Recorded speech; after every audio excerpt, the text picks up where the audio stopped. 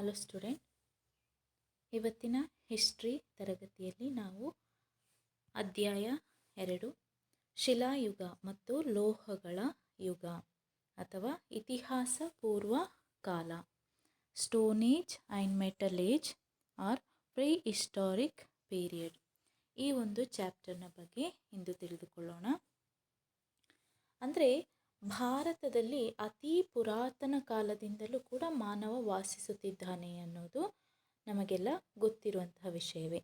ಅಂದರೆ ಅವರು ಉಪಯೋಗಿಸುತ್ತಿದ್ದಂತಹ ಒಂದು ಸಲಕರಣೆಗಳ ಆಧಾರದಿಂದ ನಾವು ಈ ಒಂದು ಇತಿಹಾಸವನ್ನು ರಚಿಸ್ತೇವೆ. ಅಂತಂದರೆ ಅವರು ಯಾವ ಯಾವ ವಸ್ತುಗಳನ್ನು ಉಪಯೋಗಿಸ್ತಾ ಇದ್ರು ಅನ್ನೋದರ ಮೇಲೆ ನಾವು ಅವರು ಹೇಗೆ ವಾಸಿಸ್ತಾ ಇದ್ರು ಅನ್ನೋದನ್ನು ನಾವು ಇತಿಹಾಸ ಪೂರ್ವಕಾಲ ಅಂತ ಹೇಳ್ತೇವೆ. ಭಾರತವು ಮಾನವನ ಒಂದು ಆರಂಭಿಕ ವಾಸಸ್ಥಾನಗಳಲ್ಲಿ ಒಂದಾಗಿದೆ ಅಂತ ಹೇಳ್ತಾರೆ. ಅಂದರೆ ಭಾರತದಲ್ಲೇ ಮಾನವ ಇದ್ದ ಅಥವಾ ಮಾನವರ ಒಂದು ಆರಂಭಿಕ ವಾಸ ಸ್ಥಳ ಅಂತ ಹೇಳ್ತಾರೆ. ಆದರೆ ಭಾರತದ ಮೊದಲ ಮಾನವನ ಉಗಮದ ನಿಶ್ಚಿತ ತಾಣದ ಬಗ್ಗೆ ಇತಿಹಾಸದಲ್ಲಿ ಒಂದು ಅಭಿಪ್ರಾಯ ಇಲ್ಲ. ಅಂತಂದರೆ ಭಾರತದಲ್ಲೇ ಮಾನವ ಉಗಮಿಸಿದ, ಆದರೆ ಭಾರತದಲ್ಲೇ ಮಾನವ ಮೊದಲು ಹುಟ್ಟಿದ ಅನ್ನೋದಕ್ಕೆ ಒಂದು ಏಕಾಭಿಪ್ರಾಯ ಇಲ್ಲ. ಹಾಗೆ ಭಾರತದಲ್ಲಿ ಅಸ್ತಿತ್ವದಲ್ಲಿರುವಂತಹ ನೀಗ್ರೋ, ಮಂಗೋಲಿಯನ್, ದ್ರವಿಡಿಯನ್, ಅಲ್ಫೈನ್ಸ್ ಮುಂತಾದ ವಿವಿಧ ಜನಾಂಗಗಳು ಮಾನವರ ಉಗಮದ ವಿಷಯವನ್ನು ಜಟಿಲಗೊಳಿಸುತ್ತವೆ. ಅಂದರೆ ಏನರ್ಥ ಅಂತಂದರೆ ಭಾರತದಲ್ಲಿ ಬೇರೆ ಬೇರೆ ರೀತಿಯಾದಂತಹ ಜನಾಂಗಗಳನ್ನು ನಾವಿವತ್ತು ಕಾಣ್ಬೋದು. ಅಂದರೆ ನೀಗ್ರೋಗಳಿದ್ದಾರೆ, ಮಂಗೋಲಿಯನ್, ದ್ರವಿಡಿಯನ್, ಅಲ್ಫೈನ್ಸ್ ಇವರೆಲ್ಲ ಏನು ಅಂತಂದರೆ ಭಾರತದಲ್ಲಿ ಇರುವಂಥವರು. ಆಗ ನಮಗೆ ಅನಿಸುತ್ತೆ ಅಂದರೆ ಇಂತಹ ಭಾರತದಲ್ಲಿ ಇಂತಹ ಜನಾಂಗಗಳು ಮಾನವನಲ್ಲಿ ಭಾರತದಲ್ಲಿ ಇದ್ದರು ಅನ್ನೋದು ನಮಗೆ ನಮ್ಮ ಒಂದು ವಿಷಯವನ್ನು ನಾವು ಕನ್ಫರ್ಮ್ ಮಾಡಿ ಹೇಳ್ಬೋದು. ಭಾರತದ ಇಂದಿನ ಜನಸಂಖ್ಯೆಯಲ್ಲಿ ಹಲವು ಜನಾಂಗಗಳ ಮಿಶ್ರಣವಿದೆ. ಅಂದರೆ ಬೇರೆ ಬೇರೆ ಜನಾಂಗಗಳನ್ನು ನಾವು ಕಾಣ್ಬೋದಾಗಿದೆ. ಆದ್ದರಿಂದ ಭಾರತವೇ ಮಾನವನ ಮೊದಲ ವಾಸಸ್ಥಾನ ಎಂಬುದು ಸ್ವೀಕೃತ ವಿಚಾರವಾಗಿದೆ. ಅದರಿಂದ ಸುಮಾರು 1,50,000 ವರ್ಷಗಳ ಹಿಂದೆ ಮಾನವ ಈ ಭೂಮಿಯ ಮೇಲೆ ನಡೆದಾಡಿದ ಅಂತ ನಂಬಬಹುದಾಗಿದೆ. ಹಾಗೆ ಈ ಒಂದು ಶಿಲಾಯುಧಗಳು ಅಂತಂದರೆ ಶಿಲೆಗಳ ಒಂದು ಆಯುಧಗಳು ಇದೆ ಅಲ್ವಾ, ಮತ್ತು ಲೋಹಗಳ ಬಳಕೆ, ಅವರು ಯಾವ ಲೋಹಗಳನ್ನು ಬಳಕೆಯನ್ನು ಮಾಡ್ತಾಯಿದ್ರು ಇದನ್ನು ಅವಲಂಬಿಸಿ ನಾವು ಇತಿಹಾಸ ಪೂರ್ವಕಾಲವನ್ನು, ನಾನು ಈಗಾಗಲೇ ಹೇಳಿದ್ದೀನಿ, ಇತಿಹಾಸ ಪೂರ್ವಕಾಲ ಅಂತ ಹೇಳಿದ್ರೆ ಬರವಣಿಗೆ ಇಲ್ಲದಿರುವಂತಹ ಕಾಲವನ್ನು ನಾವು ಇತಿಹಾಸ ಪೂರ್ವಕಾಲ ಅಂತ ಕರಿತೇವೆ. ಈ ಒಂದು ಕಾಲವನ್ನು ನಾವು ಹಳೆಯ ಶಿಲಾಯುಗ, ಮಧ್ಯ ಶಿಲಾಯುಗ, ನವಶಿಲಾಯುಗ, ತಾಮ್ರದ ಯುಗ, ಕಂಚಿನ ಯುಗ ಮತ್ತು ಕಬ್ಬಿಣ ಯುಗ ಅಂತ ನಾವು ಬೇರೆ ಬೇರೆ ಯುಗಗಳಾಗಿ ಇದನ್ನು ವಿಂಗಡಿಸುತ್ತೇವೆ. ಅಂದರೆ ಭಾರತದಲ್ಲಿರುವಂತಹ ಜನರ ಆಧಾರದ ಮೇಲೆ, ಭಾರತದಲ್ಲಿ ಬೇರೆ ಬೇರೆ ರೀತಿಯಾದಂಥ ಜನರಿದ್ದಾರೆ, ಅವರ ಒಂದು ಆಧಾರವನ್ನಿಟ್ಟುಕೊಂಡು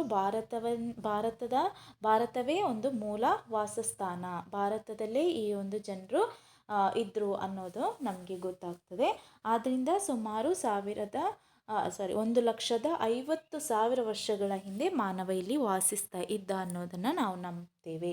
ಆದ್ದರಿಂದ ಅವರು ಬಳಸಿದಂತಹ ಲೋಹಗಳ ಆಧಾರದ ಮೇಲೆ ನಾವು ಅವರ ಒಂದು ಕಾಲವನ್ನು ನಾವು ಬೇರೆ ಬೇರೆ ಯುಗಗಳಾಗಿ ನಾವು ಪರಿವರ್ತಿಸುತ್ತೇವೆ. ಅದೇ ಹಳೆಯ ಶಿಲಾಯುಗ, ಮಧ್ಯಶಿಲಾಯುಗ, ನವಶಿಲಾಯುಗ, ತಾಮ್ರದ ಯುಗ, ಕಂಚಿನ ಯುಗ ಮತ್ತು ಕಬ್ಬಿಣದ ಯುಗ ಅಂತ ನಾವು ಅದನ್ನು ಡಿವೈಡ್ ಮಾಡ್ಬೋದಾಗಿದೆ. Stone age and metal age R pre historic period. Prehistoric age did not have written records and their history was studied on the basis of implements they used.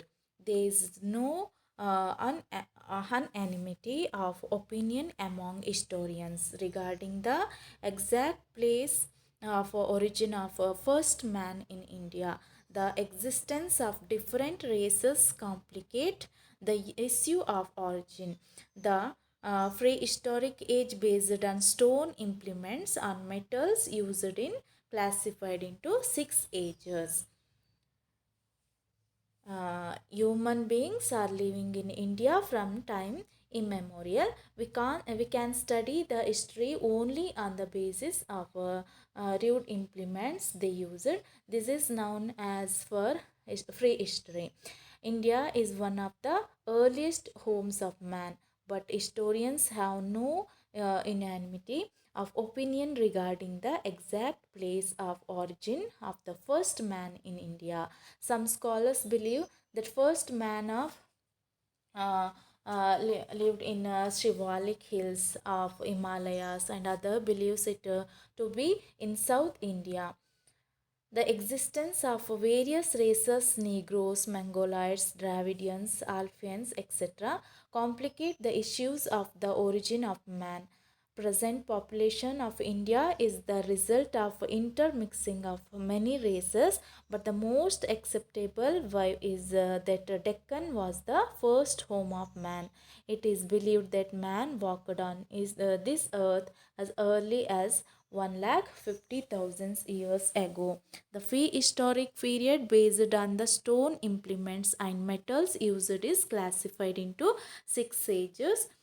First one is Paleolithic age, second one Mesolithic age, Neolithic age, third one, fourth one copper, fifth one bronze, sixth one iron age.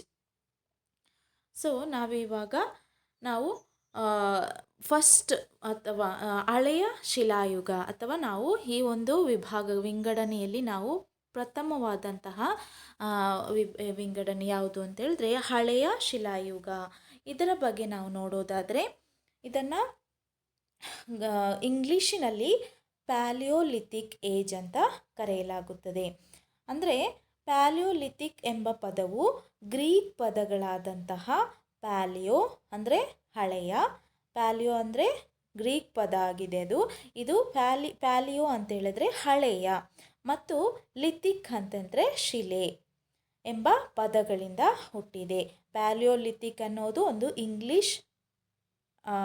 ಇಂಗ್ಲೀಷ್ನಲ್ಲಿ ಇದನ್ನು Palaeolithic age ಅಂತ ಕರೀತಾರೆ. Palaeolithic ಎಂಬ ಪದ Greek ಪದಗಳಾದಂಥ Palio ಮತ್ತು lithic ಅನ್ನುವಂತಹ ಪದಗಳಿಂದ ಹುಟ್ಟಿದೆ. ಪ್ಯಾಲಿಯೋ ಎಂದರೆ ಹಳೆಯ, ಲಿಥಿಕ್ ಎಂದರೆ ಶಿಲೆ, ಅದರಿಂದ ಹಳೆಯ ಶಿಲಾಯುಗ ಅಂತ ನಾವಿವಾಗ ಕರಿತೇವೆ. ಈ ಯುಗವು ಶಾಲಿಯಾನ ಶಕಪೂರ್ವ 40,000ದಿಂದ 10,000ದವರೆಗೆ ಇತ್ತು ಅಂತ ಹೇಳ್ಬೋದು. ಈ ಕಾಲದ ಮಾನವ ಹೇಗೆ ಇದ್ದ ಅಂದರೆ ಈ ಕಾಲ ಅಂದರೆ ಹಳೆಯ ಶಿಲಾಯುಗದ ಕಾಲದಲ್ಲಿ ಮಾನವ ಹೇಗಿದ್ದ, ಯಾವುದನ್ನು ಬಳಸ್ತಾ ಇದ್ದ, ಯಾವ ರೀತಿ ಇದ್ದ ಅನ್ನೋದನ್ನು ನಾವು ನೋಡೋದಾದರೆ, ಇವನು ಒರಟು ಮತ್ತು ಅಲಂಕರಿಸಿದ ಕಲ್ಲುಗಳು ಅಂದರೆ ತುಂಬ ಹೊರಟಾಗಿರುವಂತಹ ಕಲ್ಲುಗಳು ಮತ್ತು ಅದನ್ನು ಅಲಂಕಾರ ಮಾಡಿರ್ತಾರೆ. ಅಲಂಕರಿಸಿದ ಕಲ್ಲುಗಳನ್ನು ಕಟ್ಟಿಗೆ ಅಥವಾ ಎಲುಬಿನ ಹಿಡಿಕೆ ಬಳಸಿ ಉಪಯೋಗಿಸುತ್ತಿದ್ದ. ಅಂದರೆ ಹಳೆಯ ಶಿಲಾಯುಗದಲ್ಲಿ ಮಾನವ ಹೊರಟು ಕಲ್ಲನ್ನು ಉಪಯೋಗಿಸುತ್ತಿದ್ದ. ಜೊತೆಗೆ ಅದನ್ನು ಹಿಡಿಲಿಕ್ಕೆ ಅಥವಾ ಅದರ ಹಿಡಿಕೆ ಹೇಗಿತ್ತು ಅಂತ ಹೇಳಿದ್ರೆ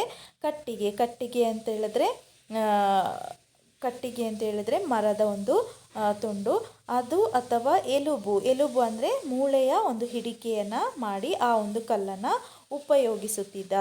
ಈ ಕಾಲದ ಜನರು ಕ್ವಾರ್ಟಜೈಟ್ ಎಂಬ ಅತ್ಯಂತ ಗಡುಸಾದ ಕಲ್ಲನ್ನು, ಅಂದರೆ ಈ ಕಾಲದಲ್ಲಿ ಈ ಹಳೆಯ ಶಿಲಾಯುಗದ ಜನರು ಏನು ಮಾಡ್ತಾಯಿದ್ರು ಅಂತಂದರೆ ಕ್ವಾರ್ಟಜೈಟ್ ಅನ್ನುವಂಥ ಒಂದು ಕಲ್ಲಿತ್ತು. ಆ ಕಲ್ಲನ್ನು ಬಳಸುತ್ತಿದ್ದರಿಂದ ಇವರನ್ನು ಕ್ವಾರ್ಟಜೈಟ್ ಮೆನ್ ಅಂತ ಕರೆಯಲಾಗ್ತಾರೆ. ಆದ್ದರಿಂದ ಇವರನ್ನು ಕ್ವಾರ್ಟಜೈಟ್ ಮೆನ್ ಅಂತ ಕರೀತಾರೆ.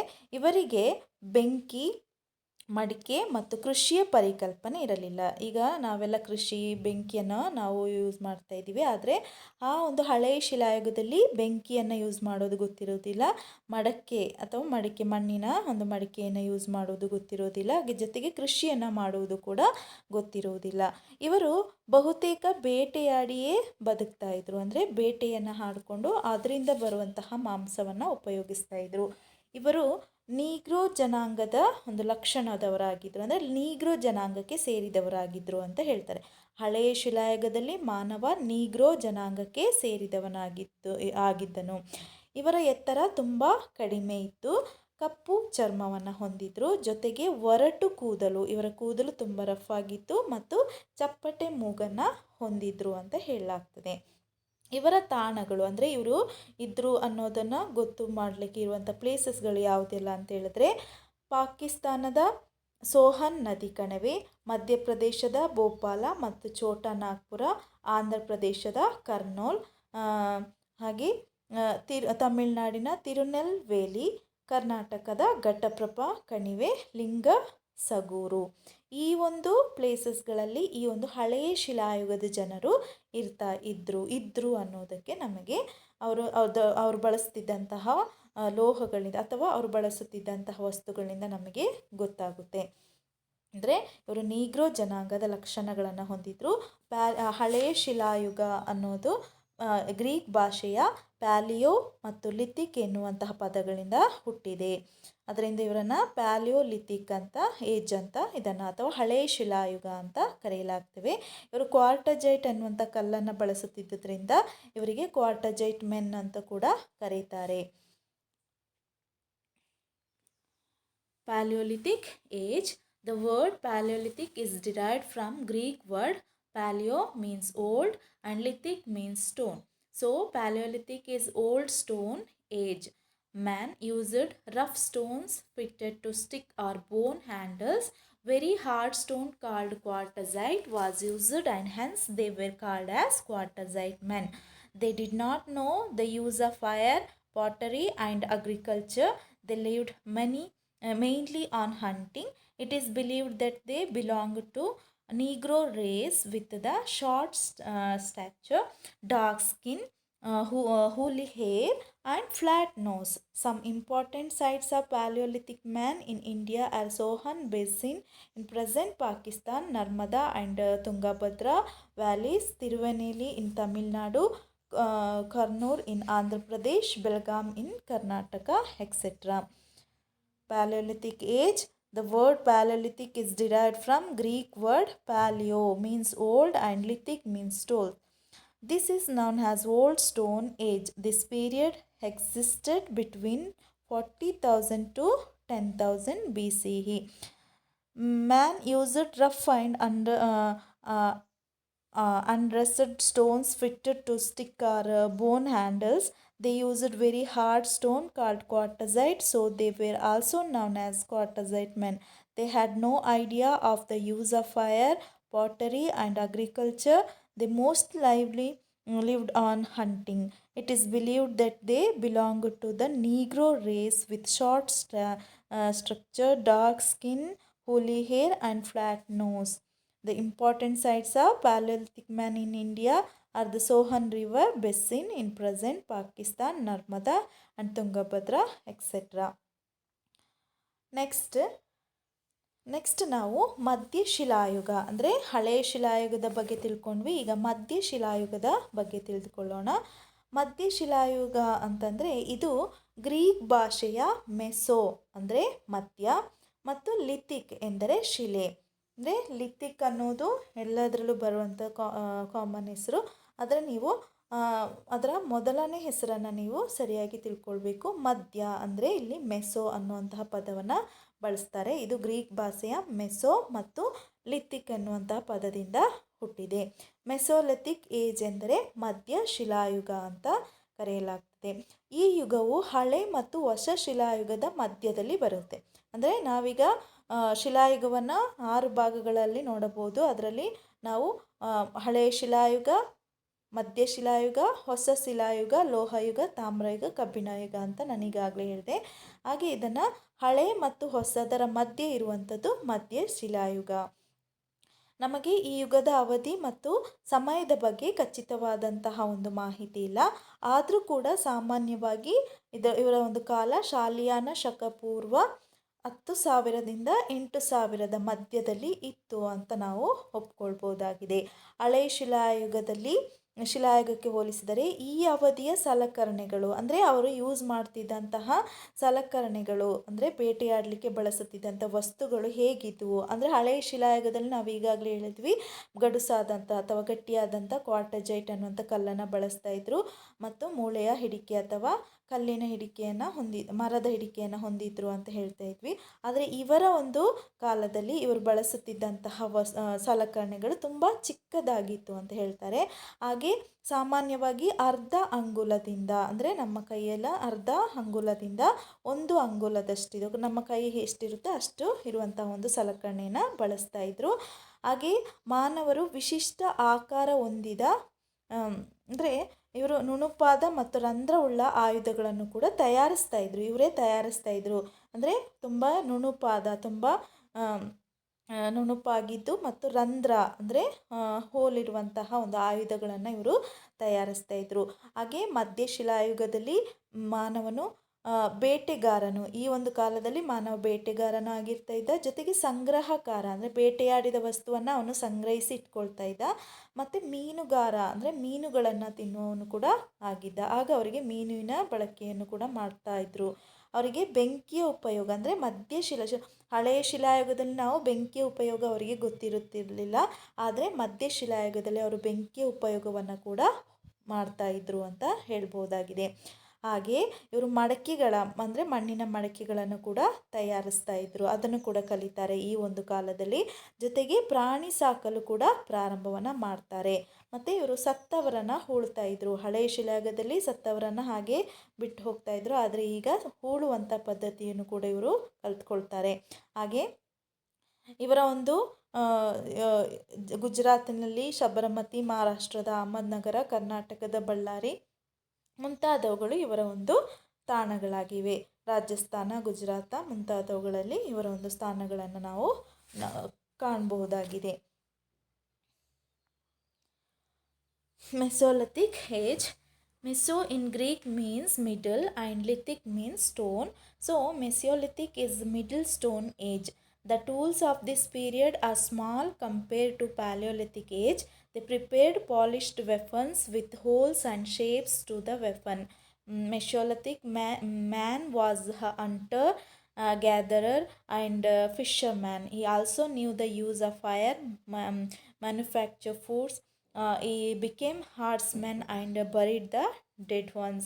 Some Mesolithic sites in India are Ajmer in Rajasthan, Sanganakallu in Ballari, Brahmagiri in Chitradurga district of Karnataka. Mesolithic age. Mesio in Greek means middle and lithic means stone. Mesolithic age means middle stone age. This was the interweaving period between Paleolithic and Neolithic age.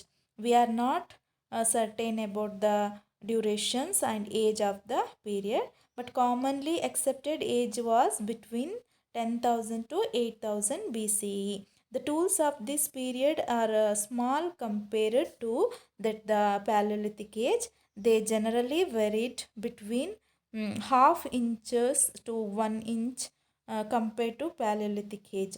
The man prepared a polished weapon with holes and shapes to the weapons.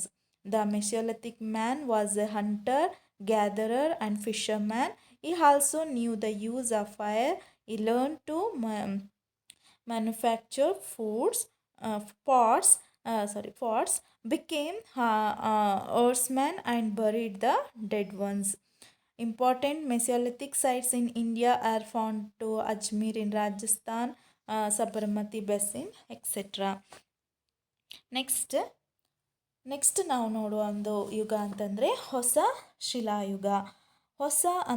ಶಿಲಾಯುಗ ಅನ್ನುವಂತಹ ಒಂದು ಅರ್ಥ. ಇದು Greek ಭಾಷೆಯ Neolithic ಎಂಬ ಶಬ್ದವು neo ಎಂದರೆ ಹೊಸ ಮತ್ತು ಲಿಥಿಕ್ ಎಂದರೆ ಶಿಲೆ. ಹೊಸ ಶಿಲಾಯುಗವನ್ನು ನಿಯೋಲಿಥಿಕ್ ಅಂತ ಕರೀತಾರೆ. ನಿಯೋ ಎಂದರೆ ಹೊಸ, ಲಿಥಿಕ್ ಎಂದರೆ ಶಿಲೆ. ಗ್ರೀಕ್ ಪದದಿಂದ ಇದು ಬಂದಿರುವುದಾಗಿದೆ. ಆದ್ದರಿಂದ ನಿಯೋಲಿಥಿಕ್ ಎಂದರೆ ಹೊಸ ಶಿಲಾಯುಗ ಅಂತ ಕರೆಯಲಾಗ್ತೇವೆ. ಸಾಮಾನ್ಯವಾಗಿ ಇದು 8,000ದಿಂದ 4,000ದವರೆಗೆ ಇತ್ತು ಅಂತ ನಂಬಲಾಗಿದೆ. ಈ ಯುಗದ ಮಾನವ ಕ್ವಾರ್ಟಜೈಟ್ ಅಥವಾ ನಾನು ಮೊದಲೇ ಹೇಳಿದಾಗಿರುವೆ ಕ್ವಾರ್ಟಜೈಟ್ ಅನ್ನುವಂತಹ ಕಲ್ಲಿನೊಂದಿಗೆ ಬೇರೆ ಬೇರೆ ಕಲ್ಲುಗಳನ್ನು ಕೂಡ ಇವನು ಬಳಸಲಿಕ್ಕೆ ಸ್ಟಾರ್ಟ್ ಮಾಡ್ತಾನೆ. ಇವನು ಆಯುಧಗಳನ್ನು ಕೆತ್ತಿ ಅದನ್ನು ಮಸೆದು ಅಂದರೆ ಅದನ್ನು ನುಣುಪಾಗಿಸಿ ನುಣುಪುಗೊಳಿಸ್ತಾ ಇರ್ತಾನೆ. ಇವುಗಳು ಉಪಯೋಗಕ್ಕೆ ತಕ್ಕಂತೆ ಬೇರೆ ಬೇರೆ, ಅಂದರೆ ನಾವು ಮಧ್ಯ ಶಿಲಾಯುಗದಲ್ಲಿ ಚಿಕ್ಕದಾಗಿರುವಂಥ ಒಂದು ಆಯುಧಗಳನ್ನು ನೋಡ್ತೀವಿ, ಹಳೆಯ ಶಿಲಾಯುಗದಲ್ಲಿ ಕಲ್ಲಿನ ಒಂದು ಆಯುಧ. ಹಾಗೆ ಇವನು ಹೊಸ ಶಿಲಾಯುಗದಲ್ಲಿ ಬೇರೆ ಬೇರೆ ಆಕಾರಗಳ ಕೆತ್ತನೆಯನ್ನು ಮಾಡಿ ಅವನ ಒಂದು ಆಯುಧಗಳನ್ನು ತಯಾರಿಸ್ಕೊಳ್ತಾ ಇದ್ದ. ಈ ಯುಗದ ಮಾನವ ಉಳುಮೆಯನ್ನು ಕಲಿತಾನೆ, ಅಂದರೆ ಉಳುಮೆ ಮಾಡಿ ಬೆಳೆಯನ್ನು ಬೆಳೆಯುವಂಥ ಒಂದು ಪದ್ಧತಿಯನ್ನು ಕೂಡ ಇವನು ಕಲಿತಾನೆ. ಹಾಗೆ ಇವನು ಹಸು, ಕುರಿ ಮತ್ತು ಮೇಕೆ ಮುಂತಾದ ವಿವಿಧ ಪ್ರಾಣಿಗಳನ್ನು ಕೂಡ ಸಾಕಲು ಆರಂಭ ಮಾಡಿಸ್ತಾನೆ. ಅಂದರೆ ನಾವು ಒಂದೊಂದು ಯುಗದಲ್ಲಿ ಮಾನವ ಹೇಗೆ ತನ್ನ ಬೆಳವಣಿಗೆಯನ್ನು ಕಂಡುಕೊಂಡ ಅನ್ನೋದನ್ನು ನಾವು ಇದರಲ್ಲಿ ನೋಡ್ಬೋದಾಗಿದೆ. ಹಾಗೆ ಬೇಟೆ ಮತ್ತು ನೃತ್ಯದ ದೃಶ್ಯಗಳು ಕೂಡ ಸಾಮಾನ್ಯವಾಗಿ ಇರ್ತಾಯಿದ್ವು. ನೃತ್ಯವನ್ನು ಮಾಡಲಿಕ್ಕೆ ಕಲಿತಾನೆ. ಜೊತೆಗೆ ಇವರು ಮಡಕೆಗಳನ್ನು ಮಾಡ್ತಾರಲ್ವ, ಅದಕ್ಕೆ ಶೃಂಗಾರವನ್ನು ಅಥವಾ ಅಲಂಕಾರವನ್ನು ಕೂಡ ಮಾಡ್ತಾಯಿದ್ರು. ಹಾಗೆ ಸಮುದ್ರದಲ್ಲಿ ತೇಲುವ ದೋಣಿಗಳನ್ನು ನಿರ್ಮಿಸ್ತಾನೆ. ಹಾಗೆ ಉಣ್ಣೆ ಮತ್ತು ಹತ್ತಿ ಬಟ್ಟೆಯನ್ನು ಬಳಸಲಿಕ್ಕೆ ಸ್ಟಾರ್ಟ್ ಮಾಡ್ತಾನೆ. ಹಣ್ಣುಗಳು, ತರಕಾರಿಗಳು ಮುಂತಾದ ಮಾಂಸ, ಮೀನುಗಳನ್ನು ತಿನ್ನೋದು ಇವರ ಪ್ರಮುಖ ಆಹಾರಗಳನ್ನಾಗಿ ಮಾಡ್ಕೊಳ್ತಾರೆ. ಹಾಗೆ ಅಡುಗೆ ಮಾಡೋದನ್ನು ಕಲಿತಾರೆ. ಜೊತೆಗೆ ಇವರು ಅಲಂಕಾರಕ್ಕಾಗಿ ಉಂಗುರ, ಬಳೆ, ತೋಳ್ಬಂದಿ ಮುಂತಾದವುಗಳನ್ನು ಬಳಸಲಿಕ್ಕೆ ಕೂಡ ಸ್ಟಾರ್ಟ್ ಮಾಡ್ತಾರೆ. ಹಾಗೆ ಇವರು ದೇವರನ್ನ, ಪೂರ್ವಜರನ್ನು, ಅಂದರೆ ಹಿಂದಿನ ಕಾಲದವರನ್ನು, ತಮ್ಮ ಪೂರ್ವಜರನ್ನು ಮತ್ತು ಅವರ ಆತ್ಮಗಳನ್ನು ಪೂಜೆಯನ್ನು ಮಾಡಲಿಕ್ಕೆ ಸ್ಟಾರ್ಟ್ ಮಾಡ್ತಾರೆ. ಸತ್ತವರನ್ನು ಸುಟ್ಟು ಬೂದಿಯನ್ನು ಸಂರಕ್ಷಿಸಿಡುವಂಥ ಪದ್ಧತಿಯನ್ನು ಕೂಡ ಕಲಿತಾರೆ.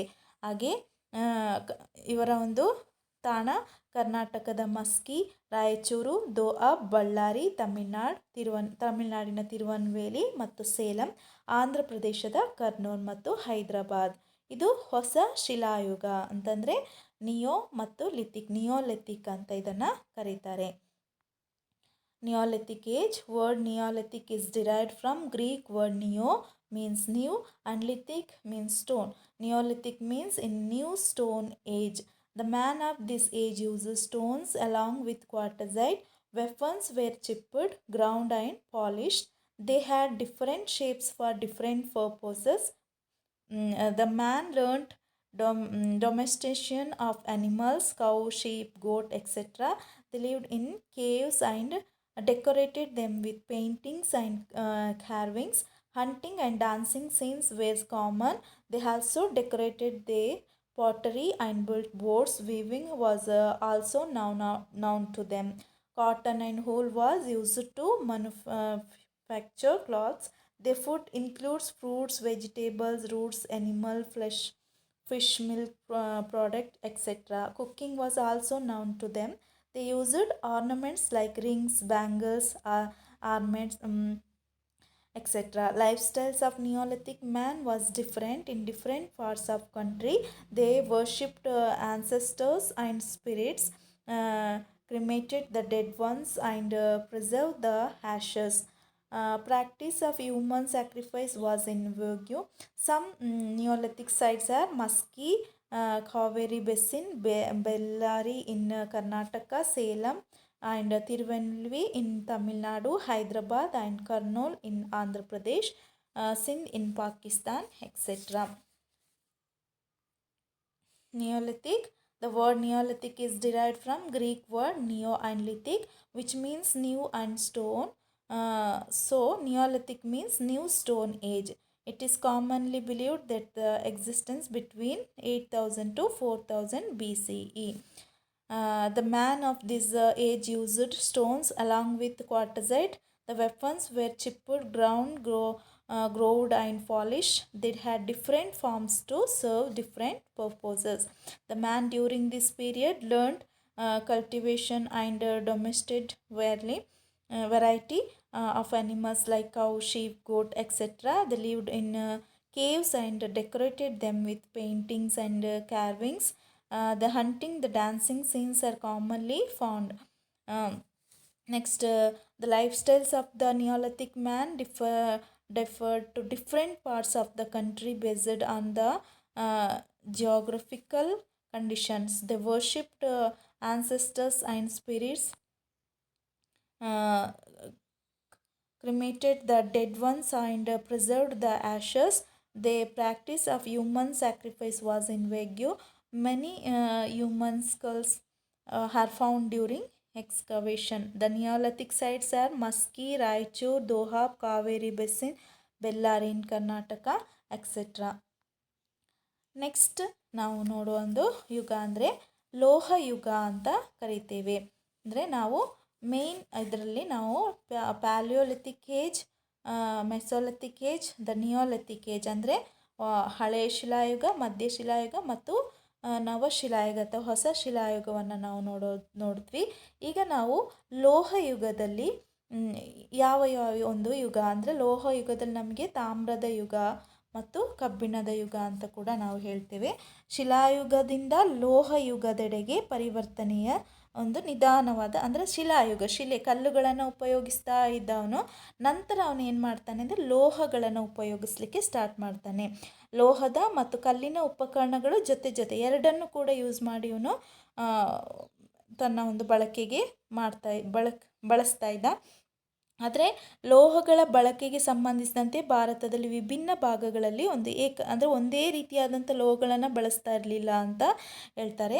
ಅಂದರೆ ಬೇರೆ ಬೇರೆ ಜನರು ಕೂಡ ಬೇರೆ ಬೇರೆ ರೀತಿಯಾದಂಥ ಲೋಹಗಳನ್ನು ಬಳಸ್ತಾ ಇದ್ರು. ಅಂದರೆ ಹೊಸ ಶಿಲಾಯುಗದಲ್ಲಿ ಉತ್ತರ ಭಾರತದಲ್ಲಿ ತಾಮ್ರವನ್ನು ಬಳಸಲಿಕ್ಕೆ ಅನುಸರಿಸ್ತಿದ್ರೆ ದಕ್ಷಿಣ ಭಾರತದಲ್ಲಿ ಕಬ್ಬಿಣವನ್ನು ಬಳಸಲಿಕ್ಕೆ ಸ್ಟಾರ್ಟ್ ಮಾಡ್ತಾರೆ. ಲೋಹ ಯುಗವನ್ನು ನಾವು ತಾಮ್ರಯುಗ, ಕಂಚಿನ ಯುಗ ಮತ್ತು ಕಬ್ಬಿಣ ಯುಗ ಅಂತ ಕೂಡ ನಾವು ವರ್ಗೀಕರಿಸ್ಬೋದಾಗಿದೆ. ಅದರಿಂದ ನಾವು ತಾಮ್ರಯುಗ ಅಂತಂದರೆ ಮೊಟ್ಟ ಮೊದಲು ಉಪಯೋಗಿಸಿದಂಥ ಲೋಹ ಯಾವುದು ಅಂತಂದರೆ ಬಂಗಾರ ಅಥವಾ ಚಿನ್ನ. ಮೊಟ್ಟ ಮೊದಲು ಉಪಯೋಗಿಸಿದಂಥ ಲೋಹ ಬಂಗಾರ ಆಗಿರುತ್ತೆ. ಅದು ತುಂಬ ವಿರಳ ಅಂದರೆ ತುಂಬ ಕಡಿಮೆ ಮತ್ತು ಮೆದು ಅಂದರೆ ತುಂಬ ಸಾಫ್ಟ್ ಆಗಿರುತ್ತೆ.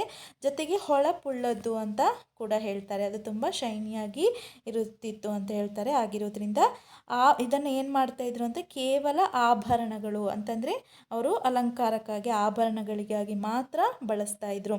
ಆದರೆ ತಾಮ್ರದ ಅನ್ವೇಷಣೆ ಮಾನವನ ನಾಗರಿಕತೆಯಲ್ಲಿ ಒಂದು ಕ್ರಾಂತಿಕಾರಿಯಾದಂಥ ಬದಲಾವಣೆಗಳನ್ನು ಕೂಡ ತರುತ್ತೆ. ನಂತರ ತಾಮ್ರದಲ್ಲಿ ಅವನೇನು ಮಾಡ್ತಾನೆ ಅಂತಂದರೆ ಆಯುಧಗಳು, ಬರ್ಜಿ, ಖಡ್ಗ, ಕೊಡಲಿ ಮುಂತಾದವುಗಳನ್ನು ಬಳಸಲಿಕ್ಕೆ ತಯಾರು ಮಾಡ್ಕೊಳ್ತಾನೆ. ನಂತರ ಈ ಒಂದು ಉಪಕರಣಗಳನ್ನು ಕೃಷಿ ಮಾಡಲಿಕ್ಕೆ, ಮೀನುಗಾರಿಕೆಗೆ, ಯುದ್ಧ ಮಾಡಲಿಕ್ಕೆ, ಬೇಟೆಯಾಡಲಿಕ್ಕೆ ಬಳಸಲಿಕ್ಕೆ ಸ್ಟಾರ್ಟ್ ಮಾಡ್ತಾನೆ ತಾಮ್ರವನ್ನು. ತಾಮ್ರದ ಯುಗ ಅಂದರೆ ಒಂದು ನಾಗರಿಕತೆ, ಹರಪ್ಪ ನಾಗರಿಕತೆ ಅಂತ ಹೇಳ್ತಾರೆ. ಇದರಲ್ಲಿ ಈ ಒಂದು ತಾಮ್ರವನ್ನು ಹೆಚ್ಚಾಗಿ ಬಳಸ್ತಾ ಇದ್ರು ಅಂತ ಹೇಳ್ತಾರೆ. ಹಾಗೆ ನೆಕ್ಸ್ಟ್ ನಾವು ನೋಡೋದಾದರೆ ಕಬ್ಬಿಣದ ಯುಗ ಅಂತ ನಾವು ನೆಕ್ಸ್ಟ್ ಹೇಳ್ಬೋದು. ಈ ಸಮಯಕ್ಕೆ ಕೃಷಿ ಉದ್ಯೋಗ ಏನಾಗುತ್ತೆ ಅಂತಂದರೆ ಬೇಟೆ ಮತ್ತು ಪ್ರಾಣಿ ಸಾಕಣೆ ಅಂದರೆ ಹಿಂದಿನ ಕಾಲ ಅಂದರೆ ಮಧ್ಯಯುಗ, ಹೊಸ ಶಿಲಾಯುಗ ಇವುಗಳಲ್ಲೆಲ್ಲ ಬೇಟೆಯಾಡುವುದು ಮತ್ತು ಪ್ರಾಣಿ ಸಾಕಣೆಯನ್ನೇ ಹೆಚ್ಚು ಮಾಡ್ತಾಯಿದ್ರು. ಆದರೆ ಕಬ್ಬಿಣದ ಯುಗದಲ್ಲಿ ಕೃಷಿಯನ್ನು ಹೆಚ್ಚು ಕೃಷಿಯನ್ನು ಮಾಡಲಿಕ್ಕೆ ಸ್ಟಾರ್ಟ್ ಮಾಡ್ತಾರೆ. ಹಾಗೆ ಮನುಷ್ಯ ಏನು ಮಾಡ್ತಾನೆ ಅಂತಂದರೆ ಒಂದೇ ಸ್ಥಳದಲ್ಲಿ ಇದ್ದು ವಾಸ ಮಾಡಲಿಕ್ಕೆ ಸ್ಟಾರ್ಟ್ ಮಾಡ್ತಾನೆ. ಆದರೆ ಹಳೆ ಕಾಲದಲ್ಲಿ ಅಥವಾ ಮಧ್ಯ ಶಿಲಾಯುಗ, ಹೊಸ ಶಿಲಾಯುಗದಲ್ಲೆಲ್ಲ ಅಲೆಮಾರಿ ಆಗಿರ್ತಾನೆ. ಅಂದರೆ ಒಂದು ಕಡೆ ಇರ್ತಾ ಇರಲಿಲ್ಲ ಅವನು. ಆದರೆ ಈ ಒಂದು ಕಬ್ಬಿಣದ ಯುಗದಲ್ಲಿ ಮಾನವ ಒಂದೇ ಕಡೆ ವಾಸಿಸಲು ಪ್ರಾರಂಭವನ್ನು ಮಾಡ್ತಾನೆ. ಹಾಗೆ ಭಾರತದಲ್ಲಿ ಹಲವಾರು ಕಂಚಿನ ಉಪಕರಣಗಳು ಮತ್ತು ವಸ್ತುಗಳು ಕಂಡುಬರುತ್ತೆ. ಅಂದರೆ ಶೋಧನೆಯನ್ನು ಮಾಡುವಾಗ ಅಥವಾ ಅದರ ಬಗ್ಗೆ ಅಧ್ಯಯನವನ್ನು ಮಾಡುವಾಗ ಇದೆಲ್ಲ ಸಿಗುತ್ತೆ, ಅವರು ಬಳಸಿದಂತಹ ಒಂದು ಆಯುಧಗಳು. ಆದ್ದರಿಂದ ಭಾರತದ ಇತಿಹಾಸದಲ್ಲಿ ಕಂಚಿನ ಯುಗ ಅನ್ನೋದು ಇಲ್ಲ ಅಂತ ಹೇಳ್ತಾರೆ. ಹಾಗೆ ತಾಮ್ರಯುಗ ಮತ್ತು ಕಬ್ಬಿಣದ ಯುಗದೊಂದಿಗೆ ನಾವು ಭಾರತದ ಇತಿಹಾಸದ ಕಾಲದ ಪರಿಧಿಗೆ ಪ್ರವೇಶಿಸುತ್ತೇವೆ ಅಂತ ಹೇಳ್ತಾರೆ. ಅಂದರೆ ದಕ್ಷಿಣ ಭಾರತದಲ್ಲಿ ಹೆಚ್ಚಾಗಿ ಕಬ್ಬಿಣವನ್ನು ಬಳಸ್ತಾ ಇದ್ರು ಅಂತ ಹೇಳ್ತಾರೆ. Metal age transition from stone age to metal age was to gradual process. Both metal tools and stones tools were used sides by side. There was no uniformity regarding the use of metals in different parts of India. New Stone Age was replaced by Copper Age in North India. In South India, New Stone Age was succeeded by Iron. Metal Age can be divided as Copper Age, Bronze Age and Iron Age. Next, Copper Age. The earliest metal to be used was gold. It was not available in plenty, was soft and shiny, hence it was used for ornaments. Discovery of copper brought a great change in human civilization.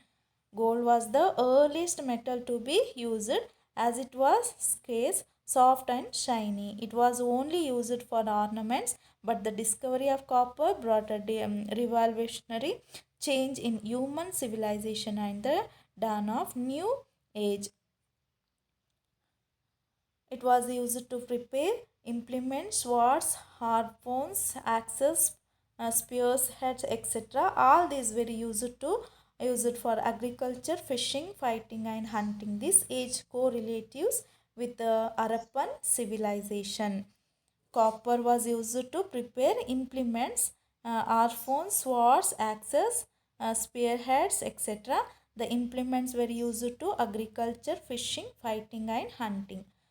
Okay, next Iron Age. Agriculture became the main occupations of people by this time. Man started settled life. Very few bronze implements and articles are discovered in India, but there is no age as Bronze Age in India.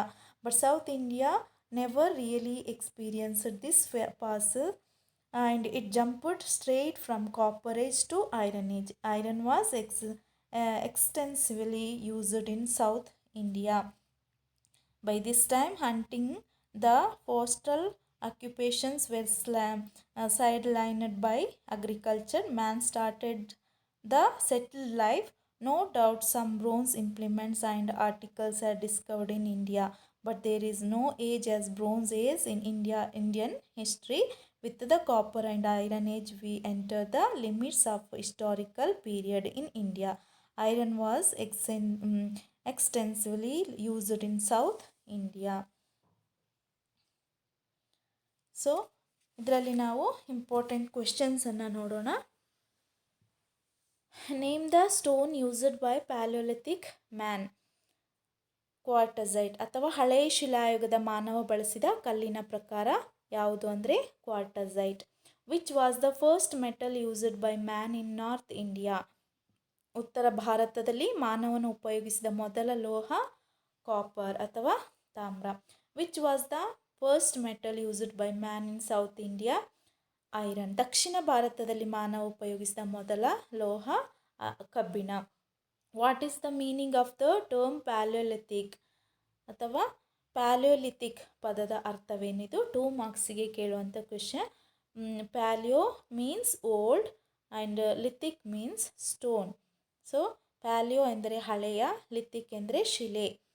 ಹಳೆಯ ಶಿಲಾಯುಗದ ಯಾವುದಾದರೂ 2 ತಾಣಗಳನ್ನು ಹೆಸರಿಸಿ. Mention any 2 sites of palaeolithic age. Sohan river. ಯಾವುದಾದರೂ 2 ತಾಣಗಳು ಅಥವಾ any 2 ಸೈಟ್ಸನ್ನು ನಾವು ಬರಿಬೋದು. Sohan river basin in Pakistan, Tirunelveli in Tamil Nadu, Kurnool in Andhra Pradesh. Next, mention any 2 sites of mesolithic age. Ajmer in Rajasthan, Ahmednagar in Maharashtra, Sanganakallu in Bellary in Karnataka. ಮಧ್ಯಶಿಲಾಯುಗದ 2 ತಾಣ ಯಾವುದಾದ್ರೂ 2 ನೀವು ಬರೀಬೋದು. What is the meaning of the word neolithic ಅಥವಾ ನಿಯೋಲಿಥಿಕ್ ಪದದ ಅರ್ಥ ಏನು? Neo means new and lithic means stone. So new stone age. Neolithic ಅಂದರೆ ಹೊಸ ಶಿಲಾಯುಗ. ನಿಯೋ ಅಂದರೆ ಹೊಸ, ಲಿಥಿಕ್ ಎಂದರೆ ಶಿಲೆ. Name any 2 sites of Neolithic age ಅಥವಾ ಹೊಸ ಶಿಲಾಯುಗದ 2 ತಾಣಗಳು. Maski R Kaveri ಬೆಸ್ಸಿನ್ R Bellary in Karnataka.